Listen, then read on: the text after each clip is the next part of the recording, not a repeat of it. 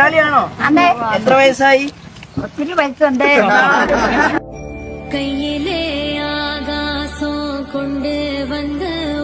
നമ്മുടെ പദ്ധതിയുടെ പേരെന്താ? മഹാത്മാഗാന്ധി ഗ്രാമീണ തൊഴിലുറപ്പ് പദ്ധതി. ഇത് ഇടതുപക്ഷം കേന്ദ്രത്തോട് ശക്തമായി പോരാടിയിട്ട് നേടിയെടുത്തതാ. പണ്ട് UPA ഗവൺമെന്റിന്റെ കാലത്ത് അന്ന് നമുക്ക് 60 MP പാർലമെന്റിൽ. ഇടതുപക്ഷത്തിന് കൂടുതൽ സീറ്റ് കിട്ടിയാലുള്ള ഗുണമാണ് തൊഴിലുറപ്പ് പദ്ധതി. നമ്മൾ പറഞ്ഞു BJP വരാതിരിക്കാൻ നിങ്ങൾക്ക് പിന്തുണ തരാം, പക്ഷേ ഒരു കരാറുണ്ട്, ഞങ്ങൾ പറയുന്ന 1-2 കാര്യങ്ങൾ നടപ്പിലാക്കണം നിർബന്ധമായിട്ടും അല്ലേ. അപ്പോൾ അവര് പറഞ്ഞു പിന്തുണ തന്നാൽ നിങ്ങൾ പറയുന്നത് ചെയ്യാന്ന് പറഞ്ഞു. അതിൽ നമ്മൾ അങ്ങോട്ട് പറഞ്ഞിട്ടുള്ള ഏറ്റവും പ്രധാനപ്പെട്ട ഒരു കാര്യമാണ് ഇന്ത്യ രാജ്യത്ത് ഒരു കുടുംബത്തിൽ ഒരാൾക്കെങ്കിലും തൊഴിൽ ഗവൺമെന്റ് നൽകണം, കൂലി നൽകണം. തൊഴിലെടുക്കാൻ നമ്മൾ തയ്യാറല്ലേ? പണിയെടുത്തിട്ട് കാശുണ്ടാക്കി ജീവിക്കാൻ ആഗ്രഹിക്കുന്നവരാ നമ്മളല്ലേ. പണിയെടുക്കാതെ ആരെങ്കിലും പൈസ തന്നിട്ട് ജീവിക്കണം നമ്മൾ പറഞ്ഞിട്ടില്ലല്ലോ. പറഞ്ഞോ? ഇല്ല. എല്ലാരും സന്നദ്ധരാ തൊഴിലെടുക്കാൻ. രാജ്യത്തെ ഗവൺമെന്റ് ആണ് നമ്മളെ സഹായിക്കേണ്ടത്. അപ്പൊ നമ്മൾ നിർബന്ധം പിടിച്ചപ്പോ 50 ജില്ലയിൽ തുടങ്ങാന്ന് പറഞ്ഞു. രാജ്യത്ത് 50 ജില്ലയിൽ തുടങ്ങിയ കേരളത്തിന് ഒരു ജില്ലയിൽ പോലും കിട്ടില്ല.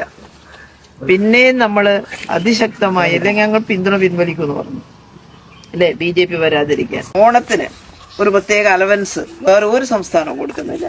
കേരളത്തിൽ LDF ഉള്ളതുകൊണ്ട്, ഇടതുപക്ഷം ഉള്ളതുകൊണ്ടാണ്.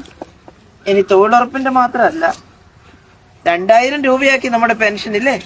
പിന്നെ വീട്ടിലിരിക്കുന്ന സ്ത്രീകൾ, വേറെ പെൻഷനൊന്നും കിട്ടാത്ത 35 വയസ്സും 60 വയസ്സും ഇടയിലുള്ളവർക്ക് 1000 ഉറുപ്പിക കൊടുക്കാൻ തീരുമാനിച്ചിരിക്കുകയാണ്.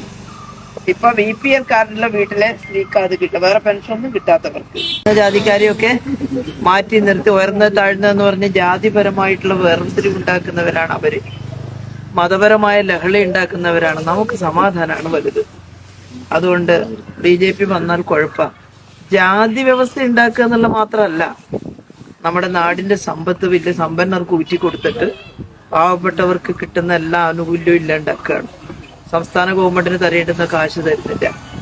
നമ്മുടെ എല്ലാ നികുതി പണം അങ്ങടാ പോകുന്നത്. എന്നിട്ട് അവിടെ നിന്ന് ഇങ്ങോട്ട് തന്നാലേ ഭരിക്കാൻ പറ്റൂ. അത് ഇന്ത്യന്റെ ഭാഗ്യമല്ലേ നമ്മൾ. അത് തരുന്നില്ല. അതിനുവേണ്ടി നമ്മൾ ലഹള കൂടിയിട്ടാണ് തരുന്നത്. അപ്പൊ അങ്ങനെയുള്ള BJP വന്നാൽ ഉള്ളതൊക്കെ ഇല്ലാതാവും. പിന്നെ പഴയ ജാതി വ്യവസ്ഥയും നമ്മളെ അടിച്ചമർത്തുന്ന അവസ്ഥയും വരും. 65 ഉറുപ്പിക നായനാർ തുടങ്ങിയിട്ട് 2000 ആക്കുമ്പോ ഒരിക്കൽ പോലും കോൺഗ്രസ്സുകാര് ആ തുക വർദ്ധിപ്പിച്ചിട്ടില്ല. അപ്പൊ നമുക്ക് ഇനിയും സമരം ചെയ്യേണ്ടതായിട്ട് വരും. നമുക്ക് ഈ തൊഴിലുറപ്പ് പദ്ധതി നിലനിർത്തണം.